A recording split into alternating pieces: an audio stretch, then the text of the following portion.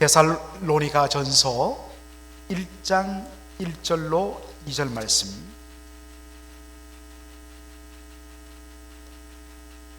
자, 다 찾으신 줄 알고 우리 한 목소리로 다 같이 읽도록 하겠습니다. 1절 2절 시작. 바울과 실루아노와 디모데는 하나님 아버지와 주 예수 그리스도 안에 있는 데살로니가 인의 교회에 편지하노니 은혜와 평강이 너희에게 있을지어다. 우리가 너희 무리를 인하여 항상 하나님께 감사하고 기도할 때 너희를 말함은. 여기까지 보도록 하겠습니다.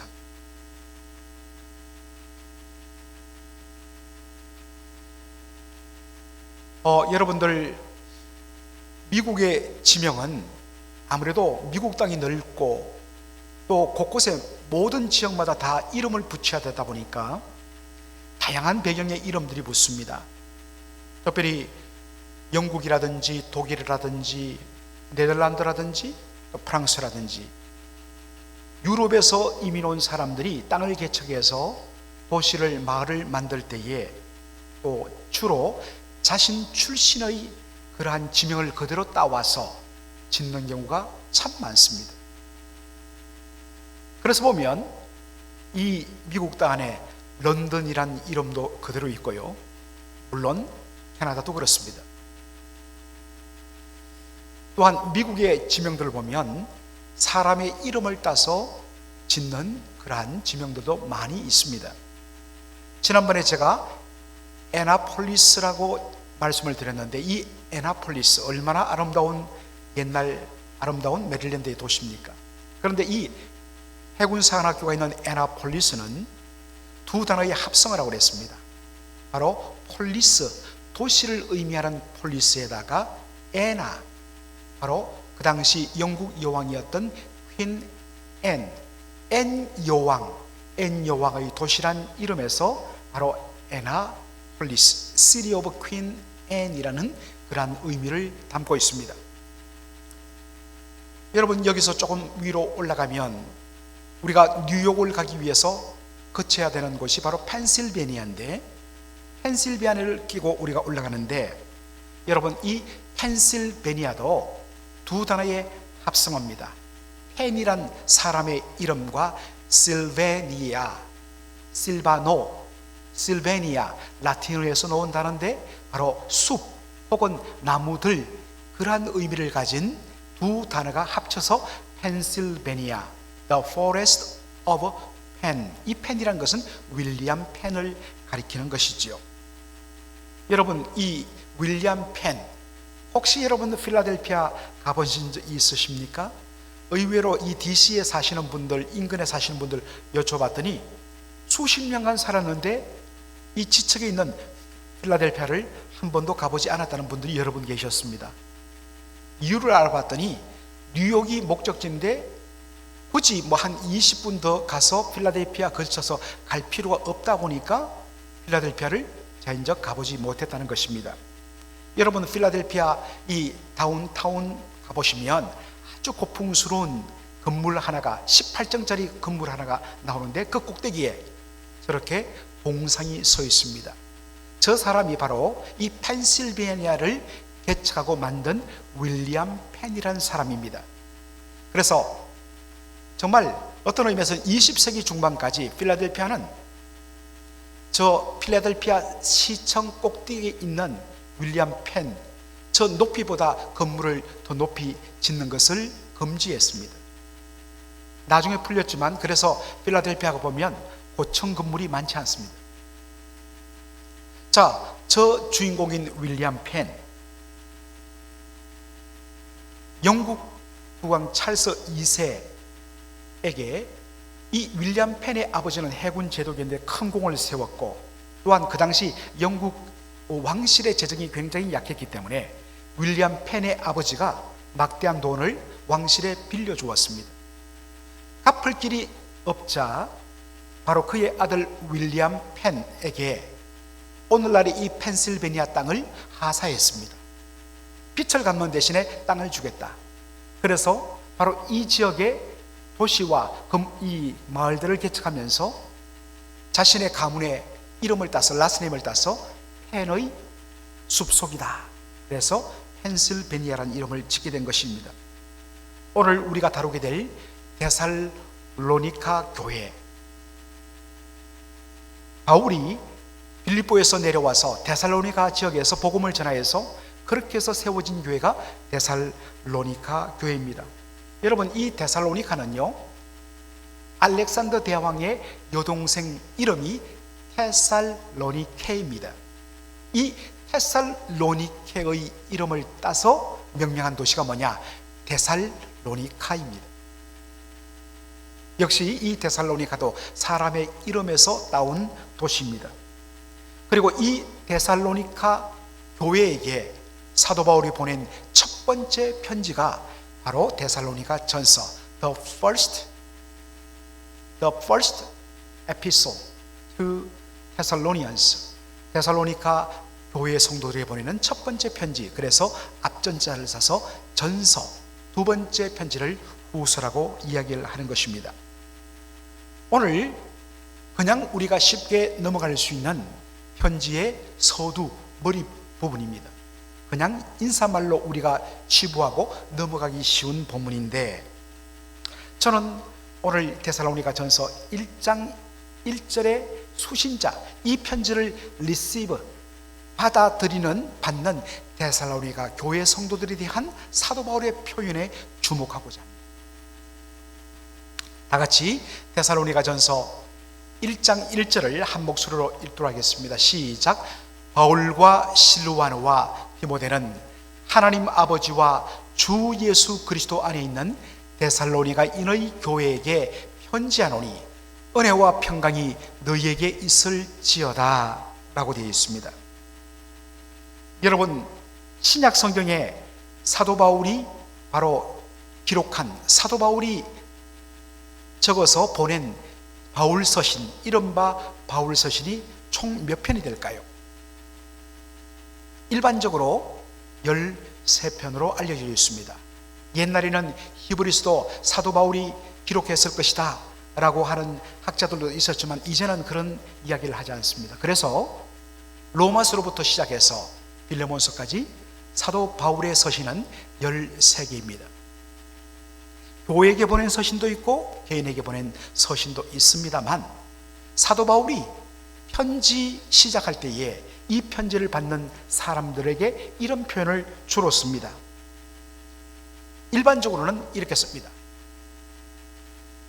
일반적으로는 주 예수 그리스도 안에 있는 어느 교회에게, 혹은 주 예수 그리스도 안에 있는 누구에게 편지한다 라는 표현을 씁니다. 그런데 유독 데살로니가 전서와 후서에는 다른 곳에는 쓰지 않는 표현이 하나 더 들어있습니다. 그것이 뭐냐?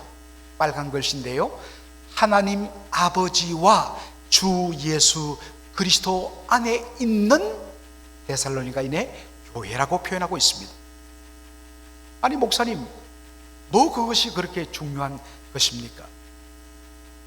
그런데 여러분, 별로 우리의 눈길을 끌지 않는 이 표현 하나에 어마어마한 내용이 담겨 있다는 것입니다.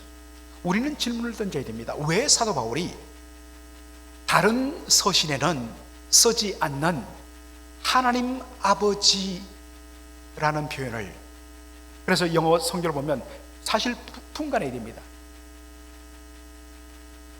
In God the Father and in the Lord Jesus Christ, 이 인이 양쪽에 다 걸리죠. 왜 사도 바울이 데살로니가 교회에는 다른 교회에게는 없는 하나님 아버지 안에 있는 데살로니가인의 교회라고 표현했을까? 저는 존 스타트 목사님의 도움을 많이 받는데, 존 스타트 목사님의 이 데살로니가 전서 이 강의를 보면 사도 바울이 하나님 아버지 안에 있는 데살로니가인의 교회에게 편지한다 하는 이 표현은 굉장한 의미가 담겨 있다고 설명합니다. 이것은 당시 데살로니가 교회가 당면한 문제와 직결되어 썼다는 것을 그는 지적하고 있습니다. 그것이 무엇이었을까요? 이것을 알기 위해서는 우리는 데살로니가 교회에서 어떤 일이 일어났는지를 살펴볼 필요가 있습니다. 자, 먼저 데살로니가 교회는 어떻게 시작됐을까? 자, 사도행전 17장 1절로 3절까지 우리 한번 읽어보죠. 저희가 암비볼리와 아볼로니아로 다녀가 데살로니가에 이르니 거기 유대인의 회당이 있는지라. 바울이 자기의 규례대로 저희에게로 들어가서 새 안식일의 성경을 가지고 강론하며 뜻을 풀어 그리스도가 해를 받고 죽은 자 가운데서 다시 살아나야 할 것을 증명하고 이르되 내가 너희에게 전하는 이 예수가 곧 그리스도라 하니. 자, 1절에 보니까 저희가 라고 되어 있습니다. 저희가, they. 이 저희가 they는 누구냐? 바로 사도 바울, 그리고 실라 혹은 실루아노, 그리고 바울의 제자인 디모데, 이 세 사람이 함께 그렇게 전도 여행을 했는데, 사도행전 16장을 보면 빌립보에서 혹독한 핍박을 받으면서 복음을 전해갖고 빌립보에 수많은 사람들이 죽기로 돌아오고, 그래서 빌립보 교회를 세웁니다. 그런 후에 바울 일행이 암비볼리 아볼로니아로 달려가서 어디까지 왔느냐? 데살로니가에 도착했습니다. 거기에 유대인의 회당이 있는 것을 보고서 사도 바울이 어떻게 합니까? 그들에게 복음을 전했는데, 여러분 얼마 동안 복음을 전했다고요? 새 안식일, on 3 Sabbath days. 여러분, 안식일, 우리로 말하면 주일이 3번 꼈다면 몇 주입니까? 3주이죠. 그래서 새 안식일에 한 것은 뭐냐면 3주 동안이라는 뜻입니다. 3번에 걸쳐서 매 안식일마다 유대인 회당에 가서 그들에게 성경을 가지고 예수 그리스도가, 예수님이 바로 하나님이 보내시는 바로 그 메시아 그리스도인 것을 성경을 통하여 설명합니다. 그랬더니 그 중에 이 복음을 들은 사람들 중에서 성령의 감동을 받아갖고 온전히 거듭나 예수님을 나의 주님으로 영접하는 사람들이 생겨났습니다. 바로 이들을 통하여 생긴 교회가 어디냐? 데살로니가 교회였습니다. 그런데 이것을 본, 얼마 후 이것을 본 유대인들이 흥분합니다. 그래서 거짓말을 퍼뜨리면서 바울을 비난합니다. 유언비어입니다. 자, 17장 7절에 보면 이렇게 이야기합니다. 유대인들의 거짓말입니다. 이 사람들이 다 가이사의 명을 거역하여 말하되 다른 임금 곧 예수라 하는 이가 있다 하더이다. 이 사람들은 천하에 다니면서 가이사, 시저, 로마 황제의 명령을 거역하라. 우리가 따라야 할 임금은 예수다. 여러분, 로마 제국이 굳건하고 로마 황제가 서 있는데 이런 말을 진짜 했다면 반역자죠. 그런데 거짓말이었죠. 거짓말인데 천연스럽게 이렇게 해요.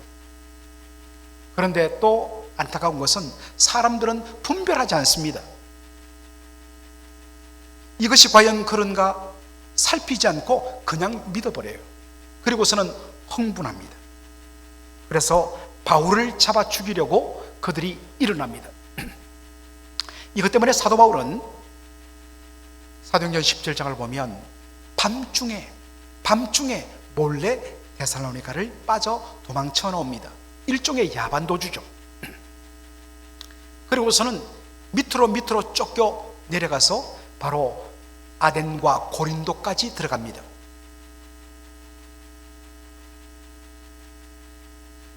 그러는 동안에 이 데살로니가 당국에서는 바로 사도 바울을 블랙리스트로 올립니다. 소위 말해서 입국 금지 리스트에 딱 올려버린 거죠. 그래서 바울은 다시 데살로니가로 돌아갈 길이 막혀버린 것입니다. 사도 바울이 쫓겨 밑으로 내려와서 아테네에 머물러 있는 동안에 소식이 들립니다. 데살로니가전서 3장 4절을 우리 한번 보도록 하겠습니다. 우리가 너희와 함께 있을 때에 장차받을 환난을 너희에게 미리 말하였더니 과연 그렇게 된 것을 너희가 아느니라. 사도 바울이 막 이제 예수 믿은 사람들에게 예수를 제대로 믿으면 반드시 환난이 있을 것이다 했는데, 진짜 사도 바울이 쫓겨나고 없는 사이에 예수 믿는다는 이유만으로 이 베테살로니가 교회 성도들에게 혹독한 환난이 임했습니다.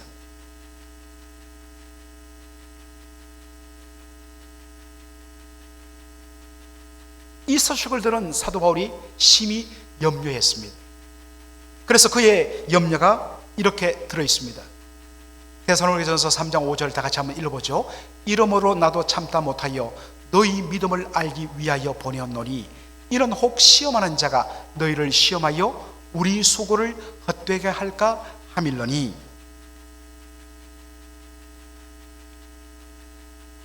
환난과 핍박을 당하면 사람들이 견디지 못하고 믿음을 포기하는 것입니다. 그렇게 되면 사도 바울이 그 고생하면서 전해서 그들을 주께로 인도했는데 그 모든 수고가 바로 허사가 되는 것입니다. 이것 때문에 염려했다는 것입니다. 여러분, 특별히 바울이 염려한 이유는 뭐겠습니까? 몇 대째 예수 믿고 수십 년째 은혜 가운데 굳건히 선 사람이라면 환난과 핍박을 당해도 믿음으로 오히려 더 기도하고 견디려고 몸부림치는 것이 정상입니다. 그런데 여러분, 데살로니가 교회 성도들은 누구입니까? 사도 바울이 거기에 머문 지 학자들에 따라서 다 다른데 어떤 분은 한 달, 어떤 분들은 두 달 이상을 말하는 학자가 없습니다. 적어도 문맥의 분위기를 보면 두 달 미만입니다. 이 말은 데살로니가 교회 성도들 중에 가장 오래 믿은 사람이 뭐냐? 두 달밖에 안 돼요. 초신자 중에 이런 초신자들도 없는데 교회 성도들이 전부 다 그런 분으로 모였습니다. 더군다나 이들을 믿음으로 붙들어줄 영적인 지도자가 없었어요. 목회자가 없었어요. 그러니까 데살로니가 교회를 향하여서 사도 바울의 염려가 나오는 것입니다. 시험하는 자 마귀가 이 환난과 핍박을 사용해서 너희 데살로니가 교회 성도들을 시험해 갖고 유혹해서 믿음을 포기하도록 만들어 버릴까? 그렇게 염려했다는 것입니다. 자신은 블랙리스트에 올라서 갈 수 없기 때문에 바로 제자인 디모데를 보내었습니다. 그런데 그 디모데가 가서 가지고 온 소식이 무엇이냐? 자, 6절 한번 보겠습니다. 시작. 지금은 디모데가 너희에게로부터 와서 너희 믿음과 사랑의 기쁜 소식을 우리에게 전하고 또 너희가 항상 우리를 잘 생각하여 우리가 너희를 간절히 보고자 함같이 너희도 우리를 간절히 보고자 한다 하니. 디모데가 돌아와서 놀라운 소식을 전합니다. 기본적으로 생각했을 때 이제 예수 믿은 지 두 달도 채 안 된 성도들이 예수 믿는 것 때문에 환난과 핍박을 당했다면 이건 10중 8구 믿음을 포기할 수밖에 없는 상황입니다. 그런데 디모데가 뭐라고 이야기합니까? 와서 전하기를 오히려 그들이 더 믿음 가운데 굳건히 서 있으며 오히려 사도 바울을 염려할 정도가 되었다.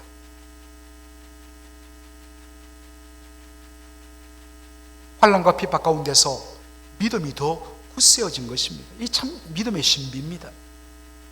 우리가 보기에는 야 이제 저 안 되겠구나, 사람의 계산으로는 그렇게 보일 수밖에 없어요.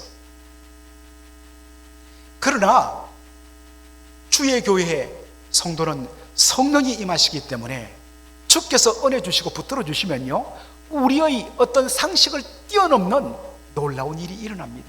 어떻게 이제 예수 믿은 지 채 몇 달도 되지 않은 이 초신자들이 오히려 더 담대하게 믿음을 지키게 됐을까?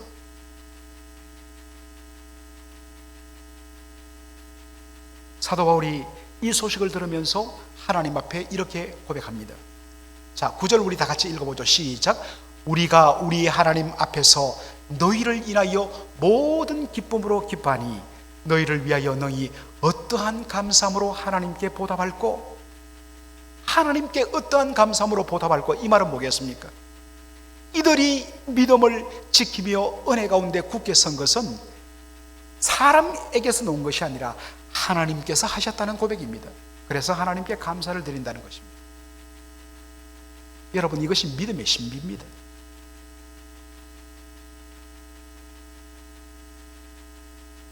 하나님을 바라보고 하나님을 붙들어야 되는데 자꾸만 사람 바라보고, 우리 장로님 오늘 정말 그 대표기도 속에 정말 하나님이 기뻐하시는 내용들이 들어있지 않습니까?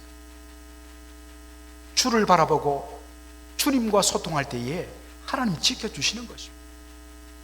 그런데 주님 바라볼 생각은 하지 않고 자꾸만 옆에 바라보며 비교하고, 그러면 끝이 없는 것입니다. 제발 그러지 마시라고요. 우리 성도들의 그러한 어떤 언어의 습관부터 고쳐야 됩니다. 너무 부정적인 것이 많아요. 여러분, 어떻게 데살로니가 교회 성도들이 이 환난을 이겨낼 수 있었을까요?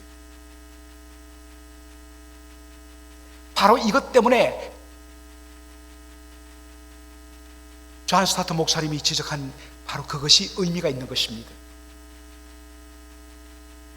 데살로니가 전서 성도 1장 1절에 데살로니가 교회 성도를 향하여 인사하기를, 하나님 아버지와 주 예수 그리스도 안에 있는 데살로니가인의 교회에게 편지한다.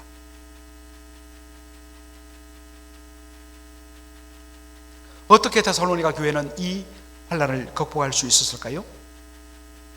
그들이 하나님 안에 in God the Father, 하나님 안에 있었기 때문입니다. 그들이 하나님 안에, 아버지 하나님 안에, 아버지 하나님의 품속에 안겨 있었기 때문입니다. 그리고 예수님은, 그들은 주 예수 그리스도 안에 있다고 이야기하고 있습니다. 나중에도 보겠지만 주 예수 안에 있다는 것은 예수 그리스도께서 그들과 함께 하신다는 표현입니다. 바로 이 내용 때문에 사도 바울이 시작한 표현이 뭐냐? 하나님 아버지와 주 예수 그리스도 안에 있는 데살로니가 교회라는 것입니다. 여러분, 교회가 하나님 안에 있다는 것은 무엇을 의미할까요? 교회가 하나님 안에 있다, in God the Father. 제가 여러 번 이 부분에 대해서 이야기했습니다만 다시 한 번 더 우리가 살펴보자 합니다. 교회가 하나님 안에 있다, 하나님 품 안에 있다, 이것을 가장 잘 보여주는 그림은 성경 속에서 열왕기하 6장에 나오는 사건입니다. 열왕기하 6장을 보면 아람 군대가 엘리사 선지자가 거주한다는 도단성을 몇 겹으로 뺑 둘러쌉니다. 밤새도록. 아침 일찍이 일어나서 완전히 도단성이 아람 군대에 의해서 겹겹이 포위된 것을 바라본 엘리사의 사환이 뭐라고 이야기합니까? 우리가 죽게 되었나이다. 그럴 때 엘리사 선지자가 뭐라고 이야기합니까? 대답하되 두려워하지 말라. 우리와 함께한 자가 저와 함께한 자보다 많으니라. 여러분, 우리는 이런 믿음 고백해야 합니다. 우리와 함께한 자가 저희들과 함께한 자보다 많으니라 하고, 그런데 보이질 않거든요. 보이질 않으니까 두려워하거든요. 그래서 하나님 앞에 사원을 위해 기도합니다. 기도하여 가로되 여호와여 원컨대 저의 눈을 열어서 보게 하옵소서 하니 여호와께서 그 사환의 눈을 여심해 저가 보니 불말과 불병거가 산에 가득하여 엘리사를 불렀더라.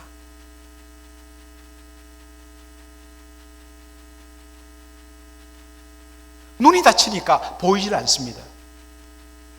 그런데 주님께서 눈을 열어 영안이 열려서 보니까 아람 군대와는 비교할 수 없는 하늘의 천군과 천사가 완전히 그들을 에워싸고 있는 것을 보게 된 것입니다. 눈앞에 아무리 많은 아람 군대가 있으면 뭐합니까? 그보다 훨씬 더 강하고 훨씬 더 많은 하늘의 천군 천사가 자신들을 둘러싸고 있는데 싸움이 안 되는 거죠. 여기에 담대함이 있습니다. 우리가 오늘 이 고백을 회복해야 됩니다. 우리와 함께 하신 하나님이 우리를 향하여 타고 있는 이 어려움보다 더 크신 분이라고, 이 땅의 두려움보다 더 크시고 더 두려우신 하나님이라고. 날마다 하나님 앞에 기도해야 됩니다. 주여, 내 눈을 열어 보게 하여 주옵소서.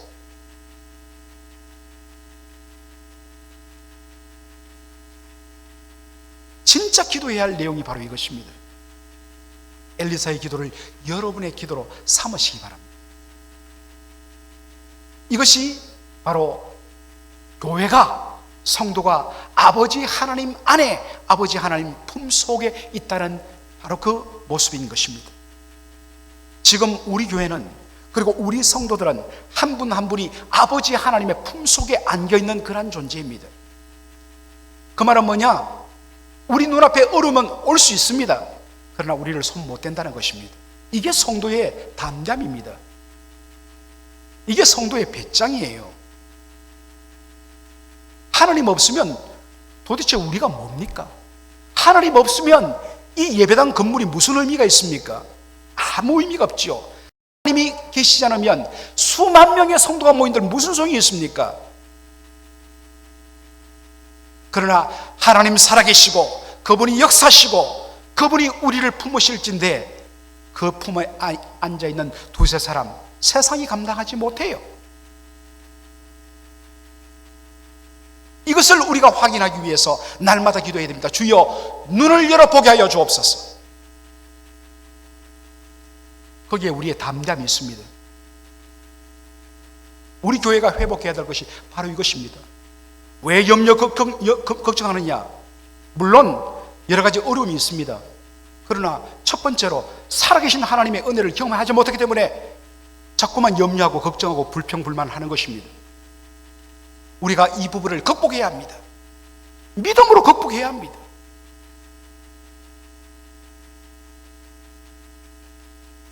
또 하나 주목해야 할 표현이 무엇입니까? 주 예수 그리스도 안에 있는 데살로니가 교회의 교인이란 것입니다. 제가 몇 번 설명했습니다만 헬라어로 어떠한 존재 안에 있다, in Christ, 그리스도 안에 있다라는 이것은, 이 의미가 바로 united with Christ, 예수 그리스도와 연합되어 있다라는 의미가 있다는 것입니다. 따라서 교회가 예수 그리스도 안에 있다는 것, 예수 그리스도 안에 있는 데살로니가 교회의 성도라는 것은 바로 그들이 그리스도 예수님과 함께 연합되어 있다, 하나가 되었다라는 것입니다. 이것을 가장 잘 보여주는 것이 사도행전 9장이죠. 사도 바울이 회심하기 전에 예수 믿는 사람들을 잡아 체포하기 위해서 그가 다메섹으로 올라가고 있다가 예수님 만났죠. 예수님이 하신 말씀이 무엇입니까? 여러분 기억하십니까? 사울아 사울아, 어찌하여 네가 나를 핍박하느냐? 주여 누시니까 나는 네가 핍박하는 예수라.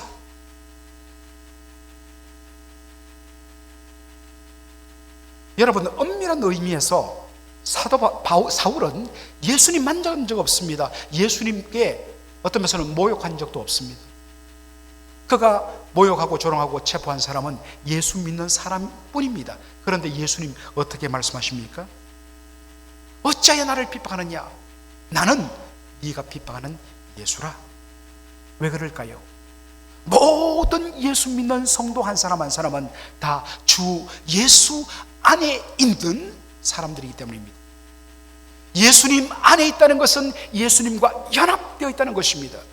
그러므로 주의 성도가 당하는 눈물과 핍박, 예수님 당신의 눈물로 받아들이고 당신의 고난으로 예수님 그대로 접수하신다는 사실.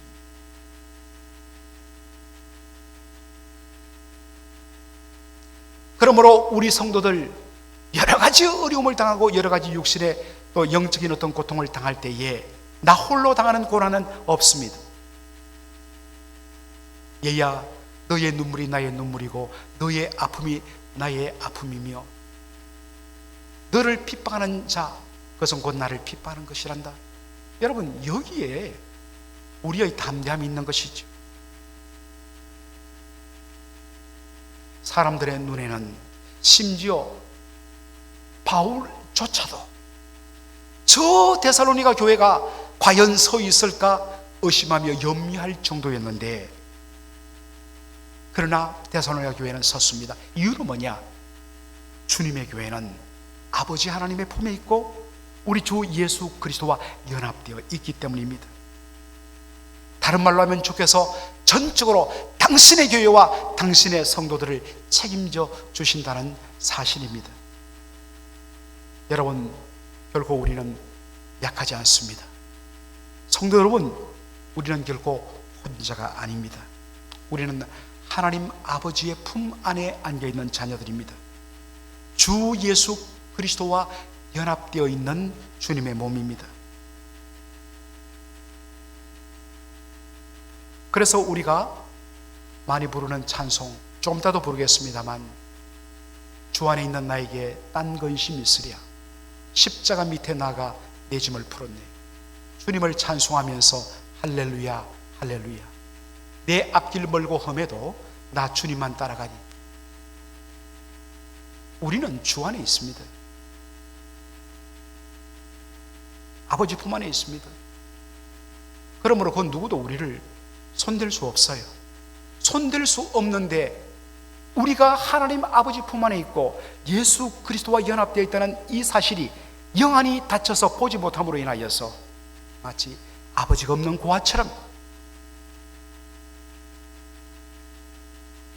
그렇게 염려하며 홀로 근심하는 것입니다. 여러분, 날마다 그러한 두려움이, 그러한 낙심이 올 때마다 여러분 기도해야 됩니다. 주여, 눈을 열어 보게 하여 주옵소서. 그리고 이 찬양을 해야 됩니다. 주 안에 있는 나에게 딴 근심이 있으랴. 사람 앞에 호소하지 마십시오. 십자가 밑에 나가서 여러분의 짐을 푸십시오. 거기에 승리가 있습니다. 이 고백 없는 한 우리는 하나님 아버지 안에 있는 이 축복들을 누리지 못해요. 왜? 아무리 하나님이 붙들어 주시고 품 안에 있는데도 불구하고 본인이 느끼지 못하니까 늘 두려운 겁니다. 오늘 이 말씀을 통해서 이제 우리 안에 있는 그 불신앙적인 요소들을 주님의 이름으로 물리치고, 날마다 내가 주 안에 있다, 내가 아버지 하나님의 품 안에 있다는 고백으로 승리하시는 저와 여러분 되기를 주의 이름으로 축원합니다. 아멘.